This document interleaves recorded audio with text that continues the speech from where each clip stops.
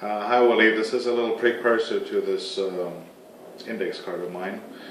I want to talk a little about false deals and shifts. So if you just say stop, you say stop right there, you'd have somewhere in there is your card, and there's two red aces on top. Very fairly put on top. And do that, just do this, and have one card in between. And that should be your card. Now the method is obvious, but it's kind of interesting how it's put into some sort of a rhythm. The first one is a version of a pass that I've been playing around with for some time now. A fingertip sort of pass where you do this. You can either do a cut, or you have them on the side, and then you very slowly you dribble those cards on top.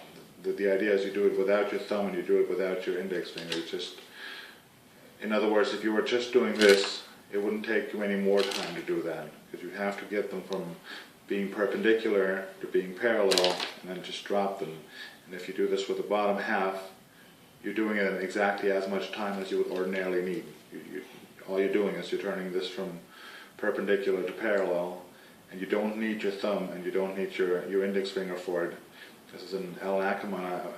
It's Alan Ackerman's idea to start with the cards at a right angle to the table, and in the action of turning it face down, you're doing the pass. It can be quite deceptive, and particularly to other fellow magi, as it were.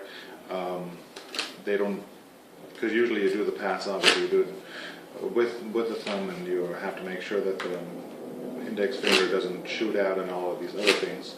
There's some very good passes like this, but in this case I think it's a good idea. I mean, from above it looks actually quite good. At any rate, you get the bottom card, that's their chosen card, and you have two aces put on top.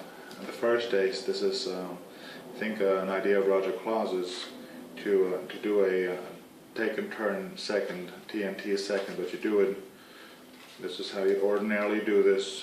Take and you turn, but in this case you have, in other words, more or less like a one card cover, because this card you actually take and you turn like you would, but the second card you don't take. The second card is the bottom card, and then by turning it over you're also adding on the second sandwich card, so it looks I think it looks quite natural. You turn this one over, you push this one over as you would if you were going to take it. This one you draw back, and instead you deal this card. So that's just a quick sandwich effect. I hope you like it, and there'll be another effect in a second.